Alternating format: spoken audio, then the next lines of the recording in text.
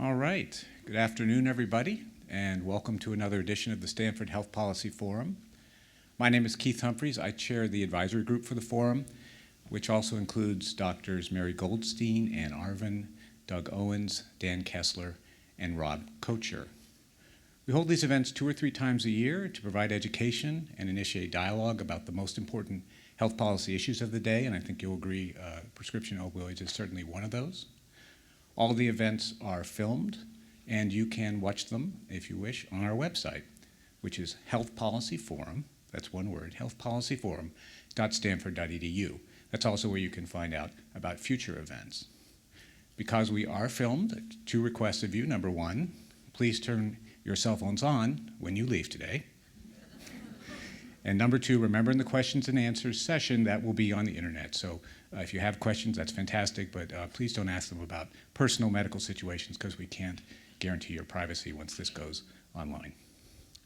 These events are all open to the public and free, and the only reason we can do that is because we get excellent support from the office of our dean, Dr. Lloyd Minor, who's going to open our presentation today with his thoughts about this important issue. Dr. Minor. Thank you. Well, thank you, Keith, and I want to thank all of you for being here today. And in just a moment, Keith will introduce our very distinguished panel. I think this is an extraordinarily timely topic.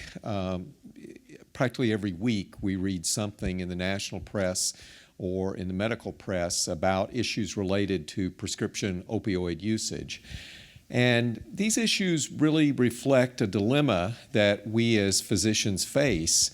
Wanting, of course, always to bring the best care, the best compassionate care, the best science to the benefit of our patients, and yet also needing to have knowledge about and respect the adverse effects that can occur in certain cases with prescription opioid usage when that opioid usage leads to abuse and leads to a whole host of other problems.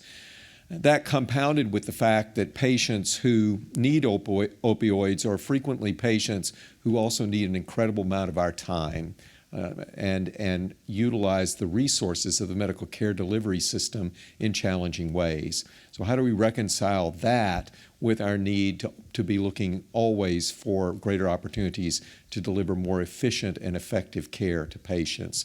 So these dilemmas, these conflicts frequently converge around issues that are brought to the fore with opioid usage.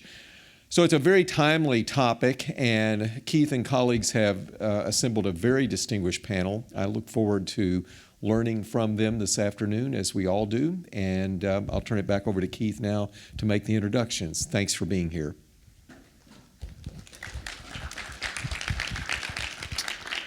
Thanks very much, Lloyd. Now, on many of these events, we've brought in an outside guest, but today we happen to have had the top experts right here at Stanford, so I'm proud to say this is an all-Stanford Medical School production. And let me introduce our distinguished guest to you. On your right is Dr. Anna Lembke. Anna is an assistant professor of psychiatry here at Stanford. She heads the Addiction Medicine Fellowship, as well as runs the Addiction Medicine Clinic. She's an expert on addiction, including to prescription opioids, and you may have read a much debated article, much discussed article she wrote in the New England Journal of Medicine recently about why doctors prescribe opioids sometimes even when they know they're going to be misused. In the middle is Dr. Sean Mackey. Sean holds the Redlich Chair in Medicine. He's in the Department of Anesthesiology, where he runs the Division of Pain Medicine. There are not many things going on nationally in pain management that Sean does not have a leadership role in. He just finished a year as the president of the American Academy of Pain Medicine, and he's now got a leadership role in the National Pain Strategy, which I should mention is now online if you just Google on that, and that is how the government is going to approach this issue in the coming years. It's open for public comment. You can participate in it, and that it even got to this point is a big credit to Sean.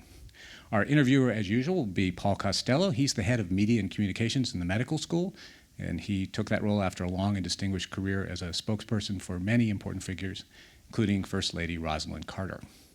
The way we'll run this is up to about the hour or so. Our guests will talk, and then we'll open it up for your comments and questions, and we'll have roving microphones at that point. So please welcome our panel, and let's get going. Thank you, Dean Miner, and thank you, Keith Humphrey, and welcome. And welcome, everyone, to the panel discussion today. How many of you have suffered from serious pain? So a significant number of people here, really familiar with it.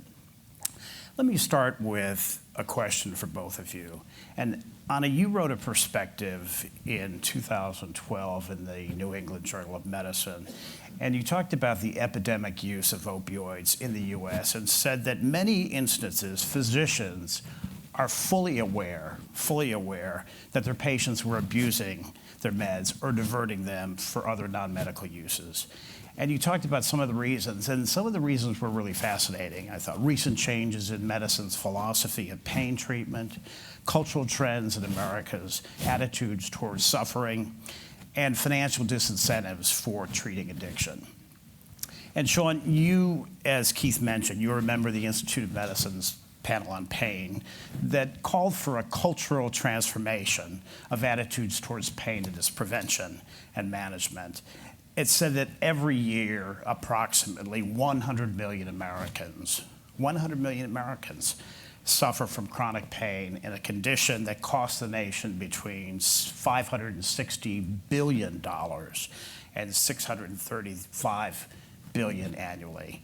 And much of the pain, the report said, could be alleviated or better treated and managed. So I want to begin by asking each of you, what is the common ground that you share? And what are the gaps? What are the divergences? Anna, why don't we start with you? Okay, well, let me start by saying that Sean and I have a lot of common ground, but let me emphasize, for the sake of making this more interesting, where we might differ. So the Institute of Medicine report, Relieving Pain in America, came out in 2011. And in 2011, just by way of an example of many cases that I've seen, I was asked to consult on a patient admitted to this hospital for low back pain. And the consult question was specifically, does this patient misuse her prescription opioids? Is she addicted to them? So in preparation for seeing the patient, I looked at the prior medical records, and what I discovered was that in 2 prior hospital admissions, my psychiatric colleagues had been consulted on the exact same question, does this patient have an opioid addiction? And both of them had answered that yes, she does, and that they would recommend that the patient be tapered down and off of her opioids for her pain medication, that non-opioid alternatives be used, and that she be referred for addiction treatment. And on both of those prior occasions, neither of those recommendations was followed. And here I was being asked again to see the same patient, and she had an obvious history of prescription opioid use. In the 4 to 5 weeks prior to my seeing her, she had obtained over 1,200 opioid pills from multiple prescribers. She was also concurrently injecting heroin, and she had a life that was ravaged by opioid addiction. So it really made me wonder, why is this happening? Why am I asked the same question that my colleagues already answered? Why are the doctors continuing to prescribe opioid medication to a patient who is obviously abusing them and addicted to them? And when I went to see her, the answer to that question became more clear. She said to me, "Doctor, I know I'm addicted, but if you don't prescribe me the medications that I want for pain, I'm going to sue you for leaving me in pain." So what that really told me, and what that I think is really important for folks to understand, is the cultural transformation that the Institute of Medicine report was asking for. The diseasification of pain, overcoming our opioid phobia, as it was called, had already happened. We had already been fully indoctrinated into not just treating pain, but essentially over-treating pain. And in that same year that the report came out from the Institute of Medicine, the CDC released an unprecedented report stating that there was an opioid epidemic in this country, and the numbers certainly verify that. They based that report primarily on the number of overdose deaths due to opioids. It's now the leading cause of accidental death in this country. More than 16,000 folks per year die due to opioid overdose. So this whole cultural transformation that the Institute of Medicine was saying that we needed to have had not only happened by 2011 when the report came out, but it had spun wildly out of control. And doctors essentially found themselves trapped in a situation where they were forced to prescribe even when they knew the pills were doing harm to patients because they were afraid of being censured by their peers, they were afraid of being sued for leaving patients in pain. In fact, there were many lawsuits in the state of California alone in which doctors and nurses were successfully sued by patients because they did not adequately address their patients' pain. So that was my major beef with the Institute of Medicine report, was essentially that it had jumped the shark. It was old news. There was some boilerplate language in the report about opioid addiction, but really they missed the opportunity. That it was their responsibility to take to say, you know what, we kind of have a problem here and we really need to do something about it. Can't you have a problem and also, can't you have an opioid addiction epidemic and also have undertreating of pain at the same time, Sean? Yeah, so I think you're going to hear more of this tension that Dean Miner mentioned. And by the way, let me just say up front, thank you for allowing me to be here. Thanks, Keith. Thank you, Paul. Thank you for Dean Miner for allowing me to have the best job in the universe. It's a great place to be. And then also, I just want to put right up front, in case anybody's wondering, I have no conflicts of interest. I have no industry support. I take no pharma industry money and haven't for many, many, many years. And as you're going to hear, hopefully through here, let me be very clear. I am not pro-opioid. I am not anti-opioid. I'm pro-patient. That's really what it comes down to. The Institute of Medicine report, as we put out in June of 2011, for which our former Dean Pizzo was the co-chair of this, recognized this conundrum that Dean Miner just very eloquently described. And that is that we do have this epidemic of opioid misuse, abuse, addiction, overdose deaths. No question about it. And Anna just gave a great example of somebody who's really gotten into problems and just really shouldn't be on opioids and they should have weaned down. But at the other end of the spectrum, we have this knowledge that we've got an epidemic of chronic pain. 100 million Americans, 37% of the U.S. adult population, $500 billion a year. Running the spectrum, by the way, from people who self-manage their chronic pain to people who are cared for in comprehensive interdisciplinary pain centers like ours. It is a huge societal burden, one that affects the person, their family, and everybody. And how do we address this issue of substance abuse, misuse, and addiction, and also, on the other hand, knowledge that opioids do remain one of the agents that are incredibly beneficial for people at end-of-life cancer pain, incredibly beneficial for treating pain after surgery or acute injuries. And in some people, the data has pretty clearly shown that in chronic, non-cancer pain, in some people, improves their quality of life and physical function. And so how are we balancing that? I'll tell you on the IOM panel, very specifically, we did an attempt to address it. And so I appreciate that Anna feels that we missed the boat. But the reality is we didn't miss the boat because Congress gave us a very specific charge not to get on that boat. So we were given 5 bullet points. We were there to address pain. We did want to at least slip in this problem of opioids, but we knew that if we did go into detail, that 1, it would be stricken out from the IOM, and 2, that there's so much hyperbole and drama over this that it would have subsumed the primary message that we were trying to put out in the IOM pain report, that it is a public health problem, that there is this issue of the disease nature of chronic pain, one that I would submit has not been well appreciated in our society, and one that is, I think, been highly beneficial to our patients. The fact that we do need comprehensive interdisciplinary care, that care involves the spectrum of medications, procedures, psychological and behavioral approaches, physical therapy approaches. And yes, somewhere in there, it can also include opioids for the right person.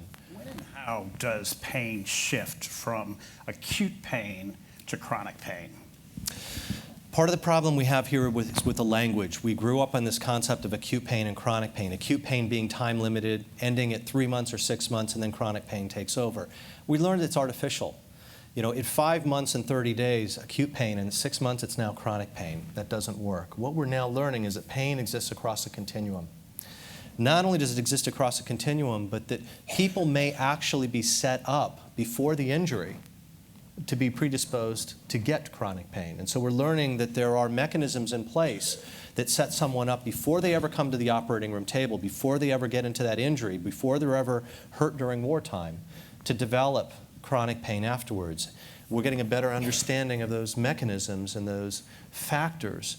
That's a lot of what the research that we're doing here at Stanford, both in the perioperative period, but also in the clinic. Can you talk about that setup from brain imaging? What are you seeing about how the brain is set up for that pain, and why one individual over another individual?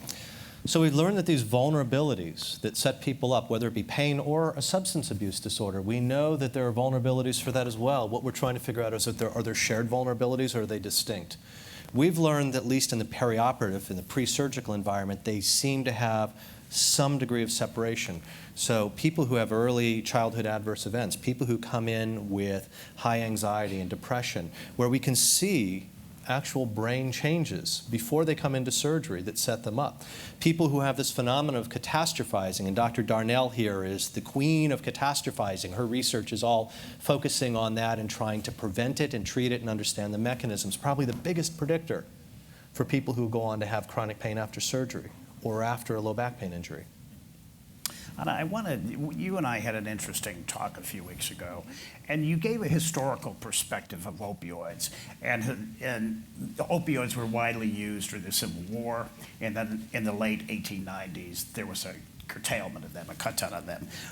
If you could give us a little history of the ebb and flow of opioids, and why this sudden growth in the 1990s and 2000. Why this epidemic? Why this hit now? Okay, so can I go back to something that Sean Sure. said, though? Yeah. So, Sean, it was interesting that you commented that the reason the IOM report didn't want to address addiction was because of all the hyperbole associated with the opioid epidemic or the overdose deaths. But I guess I would, suggest that there's been some degree of hyperbole regarding the pain epidemic that we see in this country, and that the 100 million or 37% of Americans in pain has been questioned. And maybe that's really an exaggeration of the number of people struggling with pain.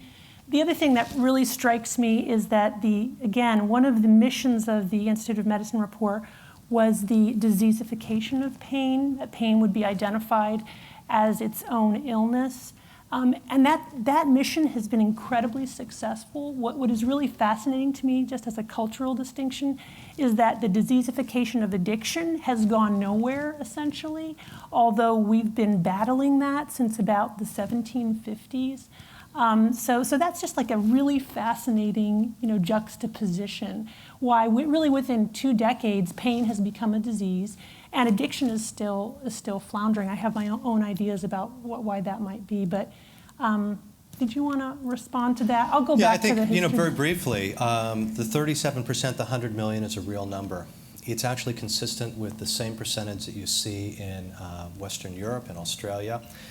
We've verified the numbers many times. I know it sounds like a huge number, 100 million, 37%, but understand that that number encompasses people who are like my father, who self-manage, who have played a lot of sports early on and got beaten up a lot in those sports and just suffers in silence. He won't even talk to me about his pain. He just kind of deals on his own. All the way across the spectrum to the people who are at end-of-life cancer pain and everything in between. And so it's much like the spectrum of diabetes. You have people who have high blood sugar and impaired glucose tolerance, all the way to the frank disease of diabetes. And so I think that's where people get this question, like they're thinking it's only high-impact pain that we're talking about, and that's not the case. The data on high-impact pain, probably somewhere between 20 and 40 million Americans is at play. And with regard to the diseasification, if you will, I hadn't heard that term before with pain. We have been pushing that hard, and I'm sorry, I wish that we could get that same message out about substance abuse disorders, because I'm a firm believer that addiction medicine, substance abuse disorders, is a disease, and we need to do a better job in getting that message out too. Thanks, Sean. So just to address your question before then, throughout history, opioids have been used to effectively treat pain. And prescription opioids, for example, heroin, which was in the early 1900s sold over the counter right next to Bayer aspirin, is, we have a long history of this kind of pendulum swing of using opioids, doctors prescribing them for their patients for pain, and then it leading to some kind of misuse or opioid epidemic, and then the government and other forces cracking down to rein that in. And we're in a similar cycle now with prescription opioids. I think I want to make sure that I do communicate that the whole mission of treating pain and doing a better job caring for patients with pain that started in about the early 1980s in this country was really in response to kind of a groundswell among healthcare providers recognizing that we really weren't doing a good job treating pain, especially in the case of death and dying. So this whole pain movement and trying to get people to more liberally prescribe opioids came from a really good place, and it really needed to happen. There were people in excruciating pain at the end of life who weren't getting any relief because physicians were terrified of turning them into addicts, which of course made no sense. They didn't even have the time to get there. But again, like everything in medicine, which tends to fluctuate through wide extremes, that mission of getting folks to more aggressively prescribe opioids has now, the pendulum has swung the other way, and now we find ourselves facing this opioid epidemic. But Anna, haven't we been a culture that has said, suck it up, pain is good for you, pain builds character, and that's essentially what the IOM was trying to get at, is that there's this cultural notion that pain is character building. And you and I had that discussion before, and you came back with an interesting retort that that's not really the culture of today. Right. So, if you look historically, actually across many different cultures, you will see that both psychological and physical suffering historically have thought to play some positive role in human experience, whether it's a kind of a spiritual transformation, or even 100 years ago in the medical field, patients being in pain perioperatively was thought to be good. It invigorated their immune system. Pain was thought to accelerate healing. So there was some positive benefit of folks experiencing pain. In contemporary culture, that has completely shifted. We do not see any virtue in anybody being in pain. We really see no value in suffering spiritually for many folks. We feel like leaving someone in pain is not only causing them suffering in the moment, but actually might potentially lead to some kind of psychic scar, which might lead to some kind of future pain. The perfect example of this is post-traumatic stress disorder. If someone experiences a psychological or physical painful experience, then they could have a psychic wound and then continue to experience a pain going forward. That's essentially a Freudian concept, that somehow in early development, if there's some kind of emotional trauma, it can lead to trauma later in life. So I think that's one of the big ideas of contemporary culture that has fed into the problem of prescription opioid use, this idea that there is no place for pain. There is no amount of suffering that is acceptable, that essentially we all have to be pain-free all the time. My favorite example of this is actually on the schoolyard today. We're so terrified that our kids will be bullied in any shape or form that now the predominant form of bullying is to accuse another kid of being a bully. Sean, take us into the clinic, if you will, and tell us about the patients that you see and the variety of conditions that they come to you, the desperation perhaps. Yeah, it'll give me an opportunity to respond to that also. So at the Stanford Pain Management Center, we're a major tertiary and quaternary referral center. What we've built here over the last several years is this really beautiful, innovative place where we all come together in a team-based environment with pain medicine physicians across all walks of training, from anesthesiologists, PM&R neurology, psychiatry, internal medicine. And we've built with pain psychology, with physical therapy, with dietary, with biofeedback, and we do it in a co-located, coordinated care model. And we invite other departments and other groups to come in and work with us. Anna comes in and we see patients together in a team-oriented approach, and it's beautiful, and it's where the data supports that you get the best care. And I think we do it better than any place on the planet. The type of patients that we see, it runs the entire gamut. Everybody from the 39-year-old guy who sprained his back in touch football over the weekend and has acute disc herniation to the person who's at end of life. Maybe typified, exampled by Sandra Hyde, who is a young woman who's given me permission to talk about her, who had a foot injury in a motor vehicle accident 10 years ago, burning terrible nerve pain, a terrible condition called complex regional pain syndrome that spread over her entire foot and has spread now to her upper extremities, has taken over her life, but she still works. She works at Walt Disney World and flies out to see us. And so she came to us with a large amount of depression and anxiety. We got pain psychology involved to work with her physical therapy. We applied different medications. Turned out we never treated her with opioids. We used nerve pain medications. And it is this team-based approach that we called for in the Institute of Medicine, that we just called for again in the National Pain Strategy, that hope we will have an opportunity to comment on, that we think is going to lead this cultural transformation as we move forward. In just addressing what Anna said, I appreciate the perspective that society doesn't want to have any pain. I'll tell you, that's not what my patients are asking for generally. They're not saying, hey, can you take away all my pain? I can't handle any pain. For the most part, what they want is control of their lives back. They want to be able to get back to doing the things that they were doing that they can no longer do because pain has robbed them of that. And if I ask them, which is it that you would prefer to have? Do you want to go back to work? Do you want to spend time with your family and friends? But were you willing to do that if you're still experiencing pain? They're all going to say yes. So I think it's somewhat of a false argument that our society as a whole cannot deal with any pain. I think this problem that we got into, in part I agree with what Anna said, but I actually have some disagreement with this. I think it was a perfect storm and a convergence.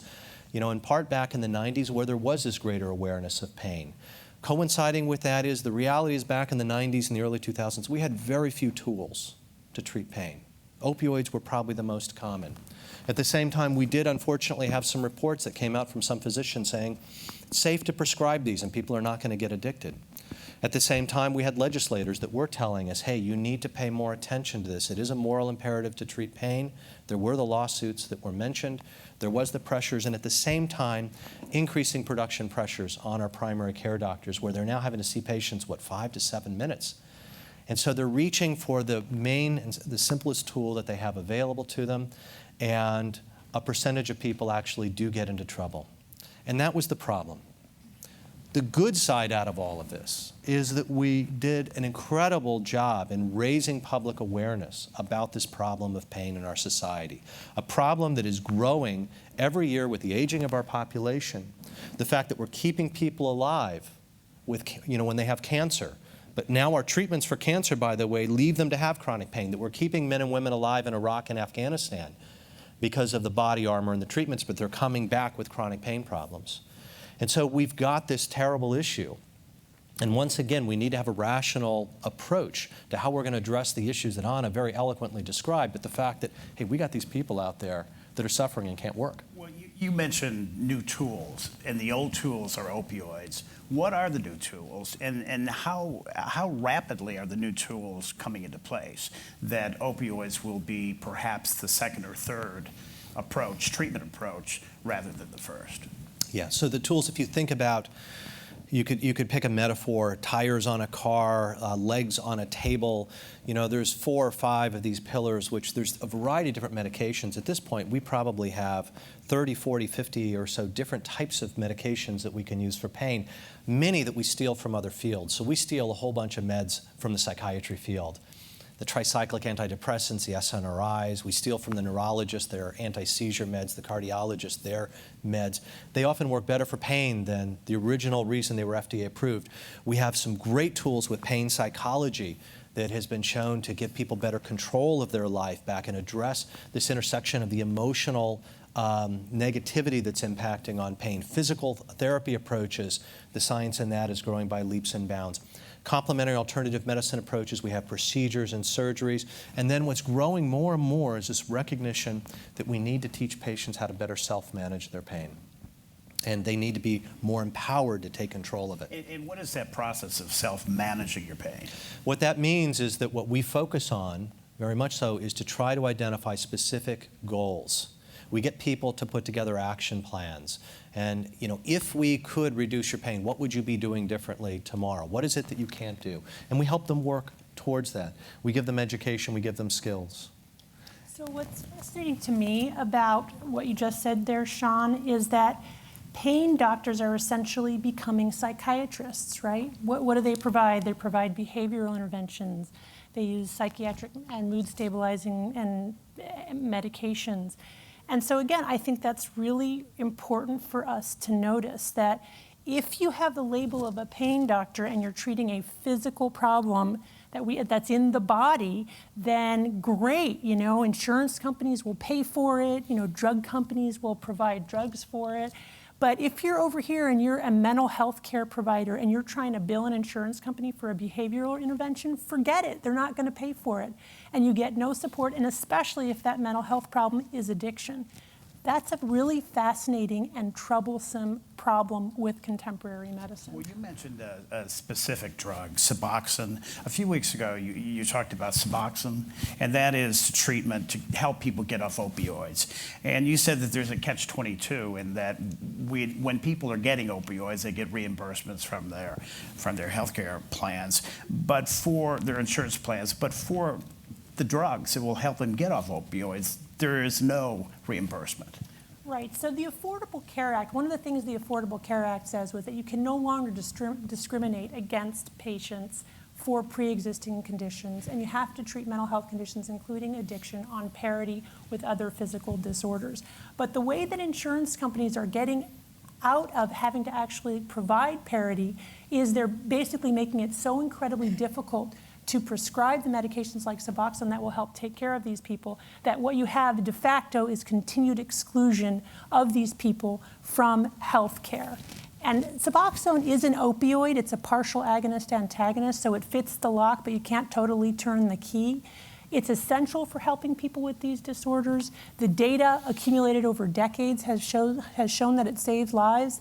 If I want to write a prescription for oxycodone, I have absolutely no trouble getting the insurance company to pay for it and the pharmacy to fill it. If I want to write a prescription for Suboxone to treat an opioid addiction, I've got about 4 pages of paperwork and about literally 3 hours on the phone arguing for why that patient needs that drug. Again, it's this total hypocrisy within contemporary medicine. One of the consistent criticisms about opioid abuse is who prescribes them. And the bulk of prescriptions are coming from primary care physicians in many cases. And I wonder, Sean, if you think that physicians are asking their patients enough questions, especially questions like, are you on diazepines, benzodiazepines at the same time? Are physicians who are giving out prescriptions, are they asking their patients enough critical questions before they prescribe opiates? No. And so what should be done about it? Well, we need to all work better to help the primary care physician. This is called for in the IOM report. If you look in the National Pain Strategy that was just released for public commentary, clearly we talk about how primary care is playing a central role here and how pain medicine physicians, how other specialists need to work together to help them. So, what do we need to be doing to help them with the prescribing? One is education. The sad truth is that the average medical student gets 7 hours of pain medicine education in this country. Vets, by the way, get 40 hours of pain, which is great if you've got a dog in pain, not so good if you've got a loved one. So we need to do better. That's 7 more hours and 40 more hours than they get for addiction treatment. Just had to put that in there. There you go. We clearly need to elevate that. We need to do a better job with the education. We need to help them learn how to better prescribe and monitor patients who are on opioids, because pharmaceutical companies, others gave them the tools back in the 90s and 2000s, but actually didn't tell them how to use the tool. And that's where we ran into problems. You were co-chair, you recently released a report as co-chair of the national strategy. And the national strategy was to release an action plan based upon the IOM report on pain. What are the aspects of that? And is education a key part of that? Education about the problem of opioids? Yes, so we took on, so the National Pain Strategy is this country's first strategic plan to address pain in the country ever. It is a follow-up to the Institute of Medicine, which was a blueprint, a high-level blueprint. This one is actually putting goals into play across the areas of education, across reimbursement and service delivery to incentivize appropriately for the care of people in pain, and also to call for more team-based care and mental health reimbursement, to address public awareness, to address professional education, to better educate our providers, to collect better data. The data that we have right now related to pain and also to substance abuse is just terrible. And then also to break down the barriers that we have with disparities and how pain care is not fairly distributed across our country. Is there any evidence that long-term use of opioids are effective once acute pain is, is there any evidence that after the acute period that opioids are effective for long-term pain? One has to, first of all, define long-term, but for this, let's just leave that kind of open and loose, if you will, for the time being. The two things to point out. One, there is data that supports a small but statistically significant improvement in pain and physical function with the use of opioids. There are also studies that don't show benefit. They don't beat placebo. Two, the other thing to keep in mind is that for all of the pain treatments that we have out there, I'm hard-pressed to point to any of them that show long-term benefit in patients with chronic pain. Part of it is we just don't have the studies that look at them over a period of 1 year or 5 years. So in essence, we are holding opioids to a different standard than we would any of the other treatments that we use. At some level, I think we should hold them to a higher standard because they do come with increased risks. Yeah. But I just wanted to put some appropriate framing so you don't think, well, put them on all these other treatments because these other treatments have got much better data. And the reality is they don't. I think, though, it's currently important to emphasize that there are no strong data to support the use of opioids for chronic pain.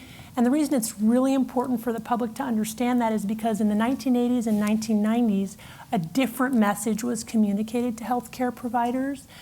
Basically, it was an adulteration of a small case report that came out in 1986. And that was just sort of parlayed into this message that opioids work for chronic pain. If you don't get relief on a certain dose, just keep going up. There was even a quote that less than 1% of folks will actually become addicted to opioids. That wasn't even based on an article. It was based on a letter to the editor in the New England Journal. It wasn't much more than a tweet, as when someone commented. So I think it's important for us to really emphasize now so that people understand that the message that they got originally wasn't actually true, and that we don't really know if opioids help for chronic pain, and that in fact they can cause enormous side effects that people weren't really aware of. One of the side effects being that you can get addicted. Sorry. And there is actually data. Terry Knuckles just presented something within the last year, did a nice meta-analysis and showed, once again, a statistically significant but not a large effect size for reductions in pain and also improvements in physical function. So the data is out there. The problem that we're all faced with is these types of data are assessing populations. They're not assessing individual patients. The key that we have to here is to figure out for which patient an opioid will actually provide sustained pain relief and improvements in physical function, and for which patients will they not, and for which patients that if you give them an opioid, they're going to run into the problems just like Anna opened up with in the beginning of this talk. You mentioned previously depression, anxiety, the emotional triggers. And can you talk a bit about more the emotional triggers to pain and how they interact? So pain by its very definition is an unpleasant sensory and emotional experience. It is part and parcel. The emotional context is part and parcel of pain. And it turns out this emotional context shares the same circuitry in our brain, the same wiring, as things such as anxiety and depressive symptoms and stress and this concept of catastrophizing. And so for many of you, I saw some hands go up that you have chronic pain, and I bet if I asked if you had any loved ones that have, many more hands would go up. And if you yourself or your loved ones say, hey, I'm feeling particularly stressed today, I didn't get a good night's sleep, I'm angry with my spouse or my boss, your pain will go up. You were wired to have that happen. It is built into all of us. And so that's a large part of what we try to treat people, is helping them to recognize that, to help them learn how to take control of that, so that we'll both reduce their pain, but more importantly, get them engaged in more of a rehab approach. You mentioned a term, Anna, that I had not heard before when we met, opioid refugees. What are opioid refugees? So opioid refugees is a term that's being used to describe patients who have been on opioids for many years, prescribed by a doctor for a diagnosed pain condition, who now, in the wake of the highly publicized prescription opioid epidemic, can no longer obtain those opioids from their doctors because their doctors are so terrified now that they'll be accused of being drug dealers that they essentially have cut these people off. So these people literally are wandering around like refugees trying to find a doctor to continue to prescribe their medication, their opioid pain medications, and encountering a lot of problems doing so. So again, it speaks to that pendulum swing that we see so often in medicine, where we overdo it either in one direction or another, having great difficulty finding that happy medium. I guess I also, along the lines of opioid refugees, I think it does speak to the complexity of the doctor-patient dynamic that occurs around this issue. You know, doctors essentially self-identify as being healers. Most of us go into the business because we want to alleviate suffering. We tend to believe our patients. We're trained to do so. But in the very difficult dynamic of a patient who's drug seeking and likely deceiving us in order to get pain medication, what we experience is a lot of anxiety that we may not even be consciously aware of. And in the face of that anxiety, we regress and engage in primitive defense mechanisms like denial, where we sort of tell ourselves the problem isn't really happening and continue to write the prescription. And the other form of primitive defense is essentially the narcissistic rage. So we experience a narcissistic injury because we realize that we're not actually engaging in healing, which is our core professional identity. And then we become rageful at these patients and essentially kick them out of our offices and say, I don't ever want to see you again. What needs to happen is a frame shift so that doctors conceptualize that people who are misusing and addicted to prescription drugs have a chronic illness, a relapsing and remitting chronic illness that we call addiction. And then instead of kicking these patients out of their office, they need to put prescription drug misuse, overuse, or addiction on their problem list and find ways to help patients treat it so that we can avoid this problem of opioid refugees. In your New England Journal perspective, you also mentioned something that I found pretty fascinating, is that as the ratings for physicians increase, the fear of not prescribing opioids increases also. What's the correlation there? Right. So, again, that gets back to the fundamentals of the doctor-patient relationship. So what I was taught and what most of us were taught in medical school is that the relationship is defined as follows. It is my job to try to heal the patient. It is the patient's job to try to recover. And what we have is gratitude within an intimate relationship. Today, that is fundamentally different, although we try to deny like it's not. Essentially, I, as a physician, am a provider of goods and services. My patient is a customer, and this is not a relationship, it's a business transaction. In the place of gratitude, I have patient satisfaction surveys. And they're not just patient satisfaction surveys that I will see. They will go out to the public, as Stanford is now doing, or maybe the patient will go on Yelp and criticize me there. And in fact, my 11-year-old son was surfing the internet the other day looking for I don't know what, and he said, "Mom, is this you?" And I went in and I saw, and there it was, 1 out of 4 stars, the worst doctor I've ever seen. So, that's talk about a narcissistic injury. That's pretty bad. She's an incredible doctor. He's so good. He actually, I'm really hard on him today because, I'm like, I got to be hard on him, and I know he can take it. But I have to say, I do want to say that Sean's, pain clinic was really at the forefront of recognizing the opioid abuse problem and, doing something about it, like having addiction medicine specialists come and also evaluate patients. So I'm being hard on him today, but in truth, like in all of Sean's career, he's really a maverick and he's ahead of the curve with all of these things. Talk about why it's important to be a maverick. Why is it important in the field of pain to be a maverick? Well, I think that being here at Stanford, that kind of comes part and parcel, doesn't it? I mean, we're not playing in the junior varsity. This is the Olympic level. It's either go big or go home. That's healthy narcissism right there. We all have it. I mean, I got to tell you, all we think about every day is just how are we going to do it better? There's a clear sense of where things are going to go in society from a medical care standpoint. We're working to innovate, to push the envelope. The area on patient satisfaction, just kind of bringing back to that, clearly a hot topic issue. CMS is changing reimbursement for whether patients are happy.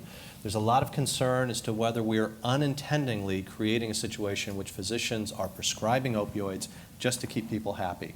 It's been a concern in the emergency departments, a concern in the primary care and the pain clinics. So you asked, about being a maverick. What did we do? Well, let me be very clear. I got the data from Press Ganey, who's the major company that surveys all the patient satisfaction. And it was either 4 or 12 million patients in the country. And guess which is the lowest specialty on patient satisfaction across the entire country? Pain management. Pain management. And it turns out it's not that much lower. It's only a few percentage points, but it's significant. And we're all fighting over these few percentage points. So what did we do is we developed our own open source, open platform model to capture patient satisfaction. And so what we can do is we can capture patient satisfaction after they leave the clinic, and we also have an open source platform for capturing all the patient characteristics. It's called CHOIR, Collaborative Health Outcomes Information Registry, where we deeply capture physical, psychological, and social functioning. And so now what we can do is we can predict, before somebody ever comes into the clinic, who's going to give us poor patient satisfaction scores. And so we don't actually see those people. No, see, that's the thing. That's the obvious thing. People say, well, get rid of the haters. No, don't get rid of the haters. These people have unmet needs. So what we do is we hired care coordinators, care managers, who are actually going to be tied in with those people to now hold their hand and address their unmet needs. And we're testing the theory right now that we can actually change that satisfaction by giving them better care. So that's just one way that we're trying to push the envelope here. And we're giving it all away for free. I wondered if each of you would just think for a minute about what is the greatest hope and optimism that there is for your patients out there? Sean, when you talk to your patients about recovery and recovering from pain and treating pain today and tomorrow and in the future, what do you tell them are the greatest advances to look forward to? We all want a day when we can, I think, fulfill what President Obama described in his State of the Union address, this call for precision medicine. So right now, the sad truth is that despite doing this for 15 or more years, for a given patient, given condition, I'm right about 40–50% of the time. And that's actually pretty good in our field, and in other medical fields it's about the same percentage, and so it's this very laborious, frustrating for the patient, frustrating for us, trial and error process to put a person through all these different treatments until we find something that works for them, that ultimately improves their quality of life, physical function, reduces the pain. We want to get to the point where we develop this true model of precision medicine, where for a given person, for a given painful condition, we can say with a high degree of likelihood, it's going to be this set of treatments that's going to get your life back. That's what we're working on here. That's what we've been developing the tools through, our outcomes platform, through the basic science research that's done here at Stanford, through the translational and clinical research. And that's what I describe to patients that gives me hope as to where this is all going to end. On top of that, when I think about the other side of this coin, recognize that the vast majority of these patients got there through an injury or through surgery. And so the key is, how can we prevent this? This is a public health problem. This is a public health problem. We need ultimately a vaccine for pain. We're a long way from getting there, but we need to be able to identify those people who are going to be vulnerable to getting chronic pain after surgery or after an injury. And we need to either vaccinate them. I don't know if that's a shot or it is what Dr. Darnell is working on, which is a psychobehavioral intervention to give to people before surgery that we think is actually going to reduce the likelihood. So it's the treatment, the personalized medicine after it's already occurred. It is the prevention before it occurs. And you can frame this in the concept of it's a public health problem with primary, secondary, and tertiary prevention. Anna, what about the public health crisis in opioids? Yeah, I mean, so what I would hope for, and I agree with much of what Sean said, but what I would actually hope for is that fewer patients medicalize their suffering, that fewer patients seek out doctors to try to help what ails them, that patients begin to understand that sometimes engaging with the healthcare system is not the way to manage their pain, whether it's physical or psychological. And, like I can totally concur with Sean that, with the patient population that I see, we have people getting surgery after surgery after surgery. They become professional patients and they end up worse off every single time for doing so. And so I would love to see people step back from the patient role and find other venues, whether they're spiritual or psychological, but not adopting the patient role, because I fear that for them, it ends up in a worse place than where they started. Anna's describing this concept of self-management, and agree, and this was part and parcel of the IOM report, also a main key part of the National Pain Strategy. And just, again, I'm propping up here Stanford. We have some of the best self-management approaches here with Kate Lorig. She's like the goddess of self-management, for decades and decades. And so we're working to integrate this into our clinical center to try to teach people more of these self-management approaches. What we need to do is bring the type of model programs that she developed that exist outside of healthcare and integrate them into the healthcare environment. Yeah, and what I would say the lessons that we can take from folks in recovery from addictive disorders is that really the real transition toward wellness in my clinical experience, folks who are really in recovery are folks who are no longer blaming others for their problems or looking for some other person to solve their problems. So I think for a subset of folks, this is not all patients, but for a subset of folks, continually looking to doctors to fix them is the very source of their never getting better. Thank you very much. I asked both Anna and Sean before if they were friends, and they said they were very good friends. Thank you for joining us today for a great conversation, and we're going to open for questions.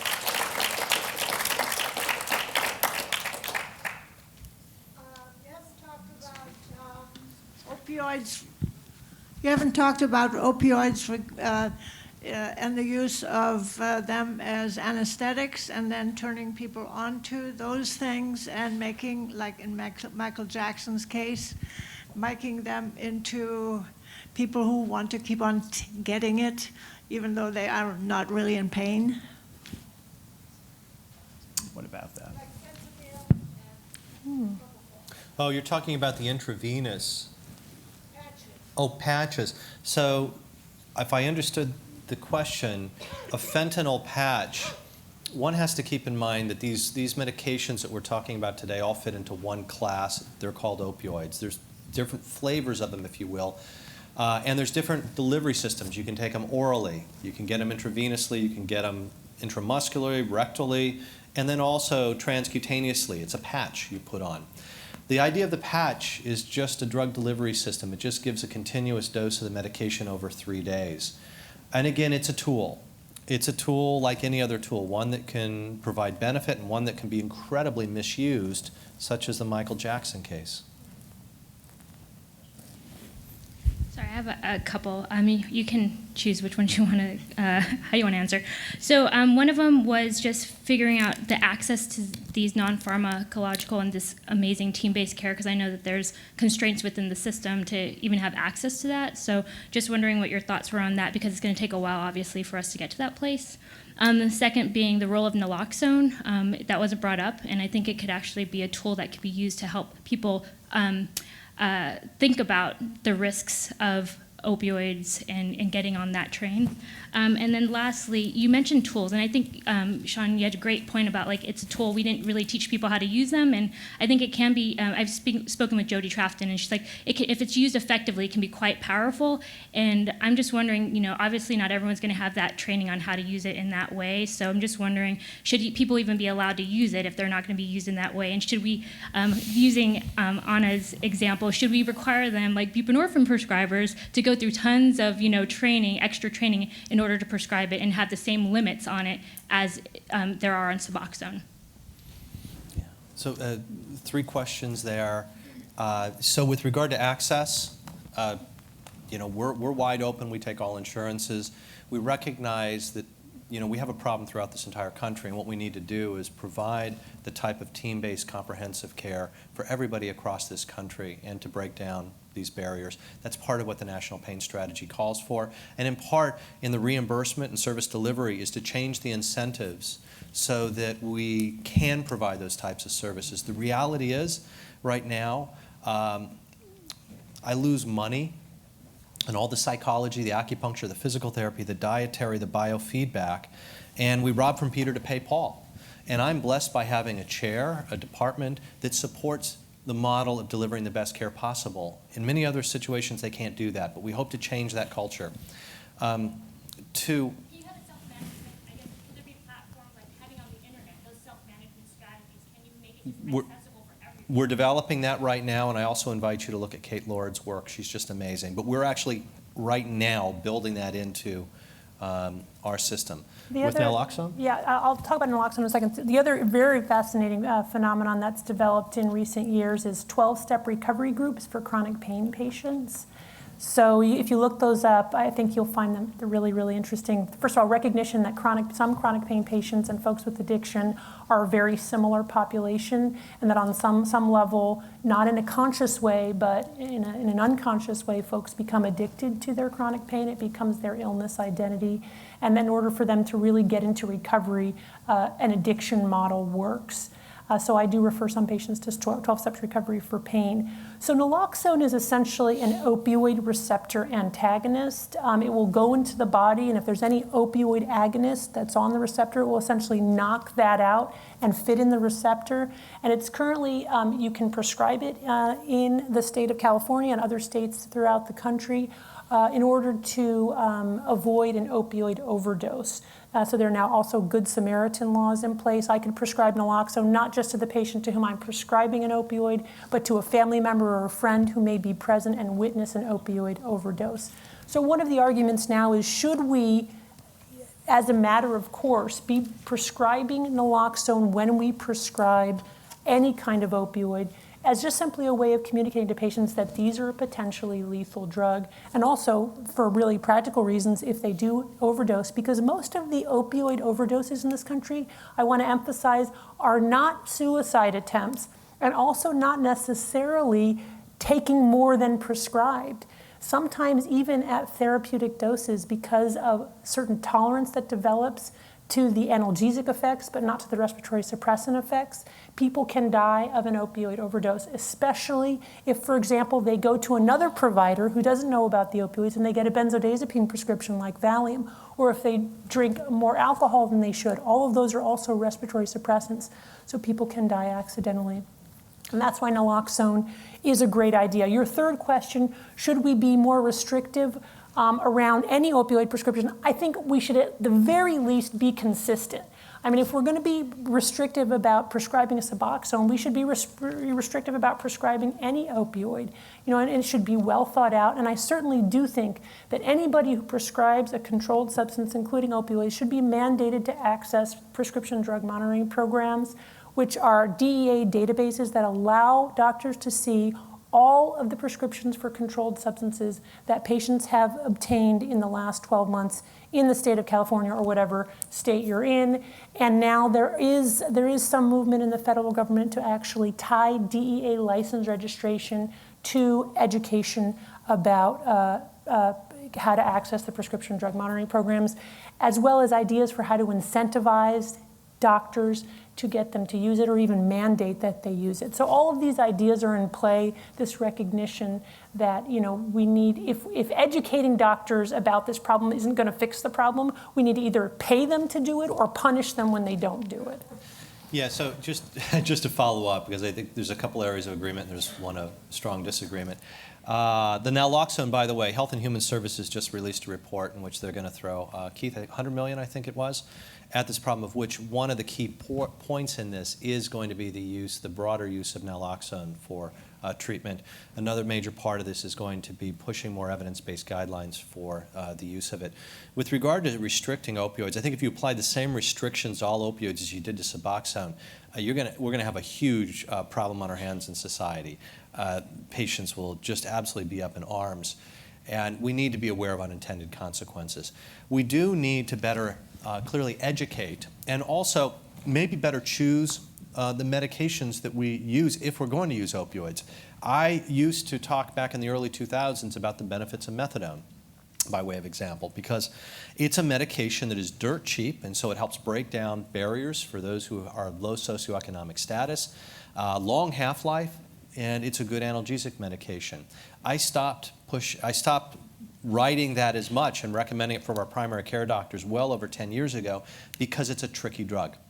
It turns out it accounts for about 2 to 3% of all opioid sales in this country, but it also accounts for about 30% of the deaths. And why?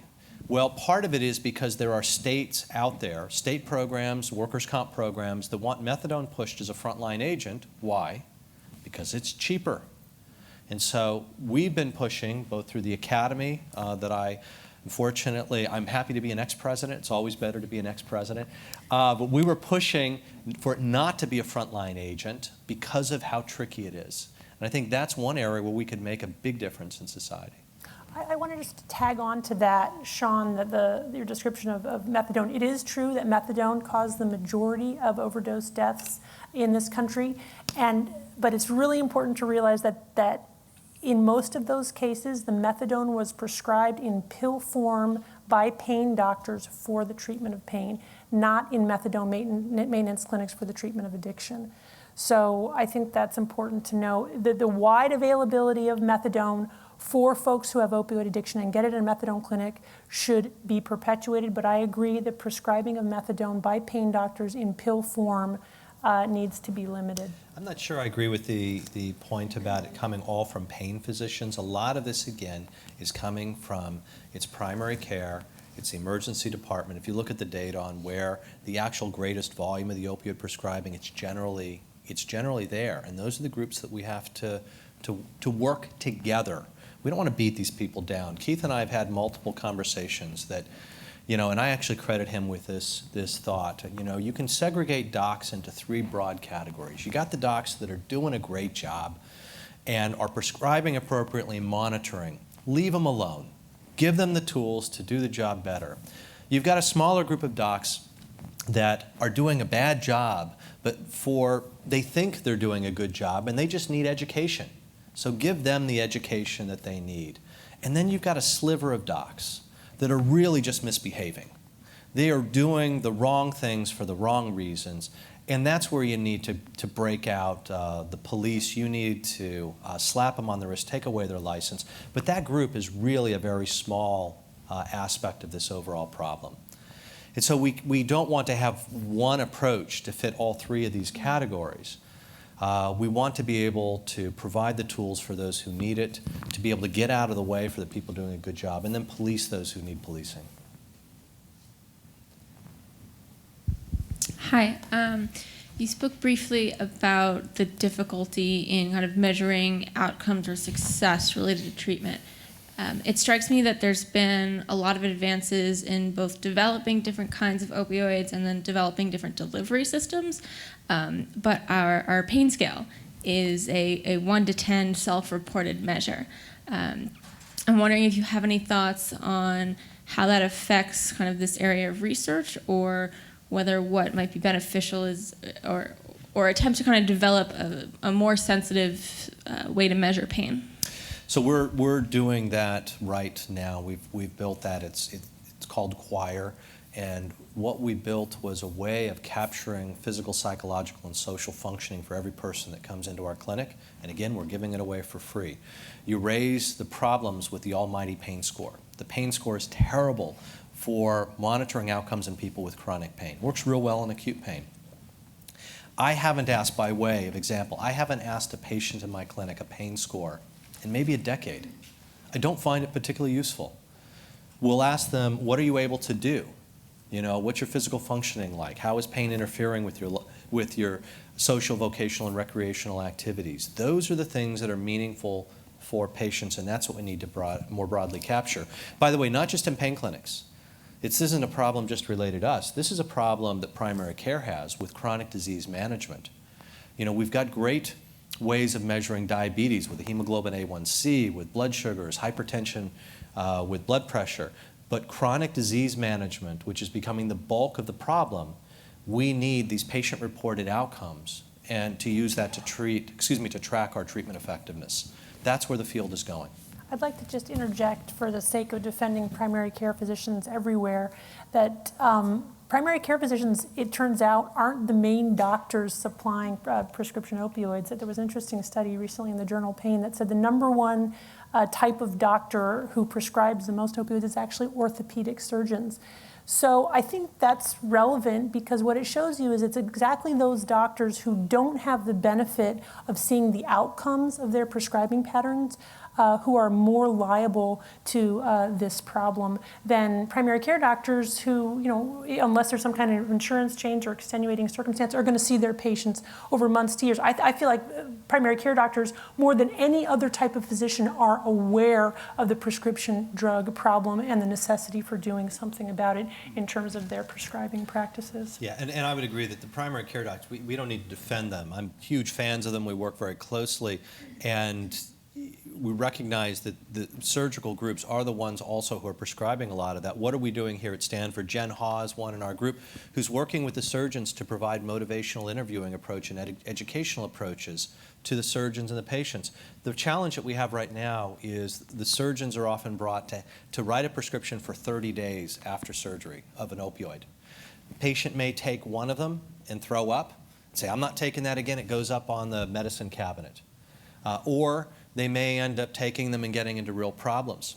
But it's not just a 30-day supply for everybody. We need to tailor it, and we need to help patients understand how to take these medications after surgery or procedure, and then what to do with them when they're done taking them. And that is to bring them back in a safe manner to have them appropriately disposed of. If opioids are not effective for long-term pain control, what is the recommendation then for long-term pain control?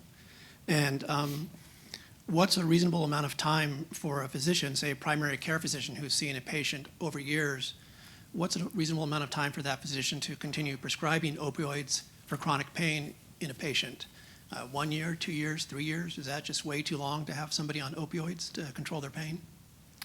Well, you know, I think it's always going to be an individualized cost-benefit analysis. You know, as Sean pointed out, there are some people who can take opioids for a long period of time and still seem to get benefit from them. It would be wrong to simply discontinue opioids for that one individual because of the larger public health crisis.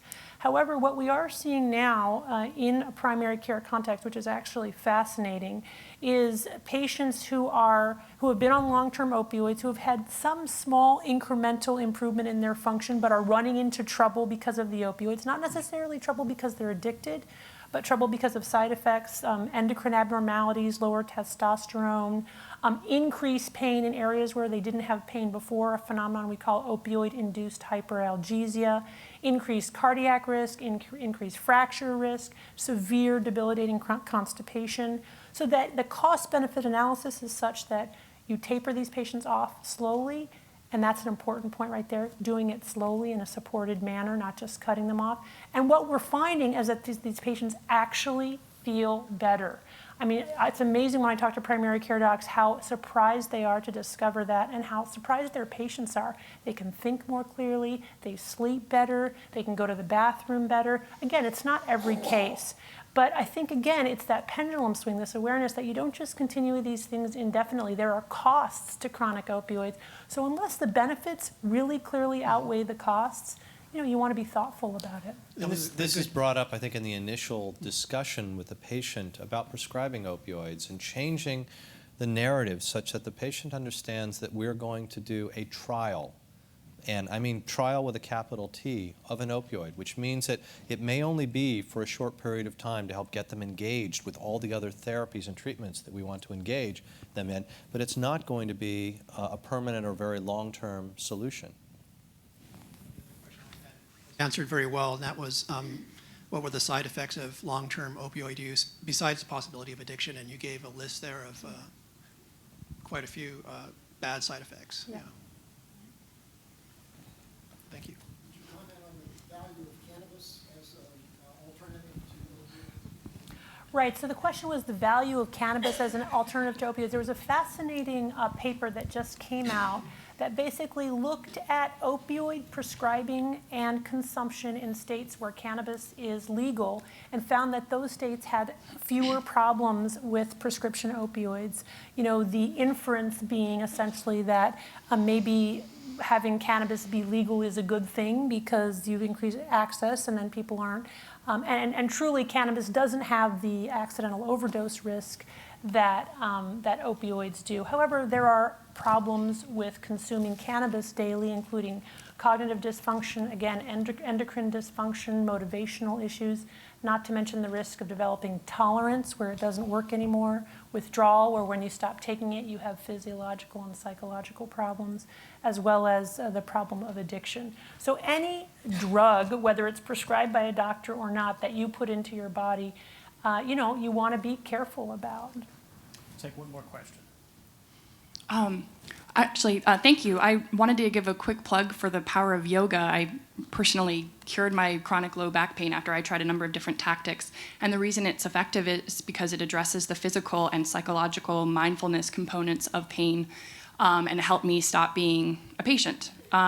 So if I was wondering if you guys feel like physicians can give prescriptions, so to say, for yoga more often. Yes. Well, I'll tell you, physicians will give prescriptions for yoga when insurance companies reimburse for yoga, and probably not before. We'll take one more question here. So I just want to say thank you for bringing this hugely important topic. Because so I personally have been afflicted. I lost my 26-year-old son in July to a one-time use of a prescription of opioid, oxycodone and Norco.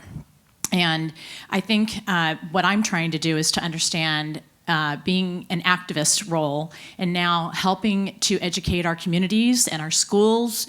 I'm seeing so many of our young kids that are becoming addicted to these because they don't want to lose the spot on their team because they got injured at basketball or football.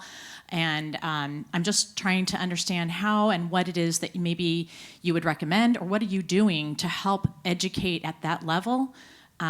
Because these are our future. This is our future generation, and we're losing them so fast.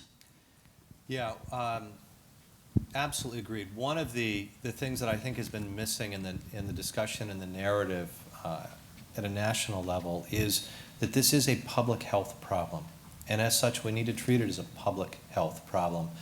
We focus much of the attention on the physician and the patient interaction, but we can't lose sight of the fact that a number of people are having overdose deaths who were never prescribed these medications but got them from grandma's medicine cabinet. We need to educate everyone from the very young to the very old that just because they're prescribed medications doesn't make them safe. And we need to teach people how to appropriately dispose of these medications and help them to understand. I think it was Keith who introduced me to the term of, your medications are your medications. And Keith, I may be misquoting you, but it's a powerful message. And we need that public awareness aspect of this. And I think that's part of what's been missing. It worked very effectively in reducing smoking, applying peer pressure and getting the message out there. Yeah, I would, first of all, I'm very sorry for your loss. I would certainly concur with Sean that a big problem is that young people today assume that anything that's in pill form, even if it's ecstasy, is safer than anything not in pill form, and so we really have to disabuse them of that notion. But I think a deeper cultural problem is that we really have very little to offer young people as a society in the way of meaning and purpose and identity. And so many of them are clinging to things like their athletic prowess, and that goes on into, professional sports organizations. I've treated many of these individuals, and that's everything that they are. Or their friends, being popular with their friends. I mean, I really think this is like a deeper spiritual, societal issue in terms of helping young people finding meaning and purpose and not turning it toward pills. Again, I don't know the circumstances of your son, so I don't mean to project on that individual. Just more generally, I see this as, among young people, a kind of a spiritual impoverishment that we really need to do something about. And again, I don't think the answer is going to come from the medical community. Thank you for coming, and thank you.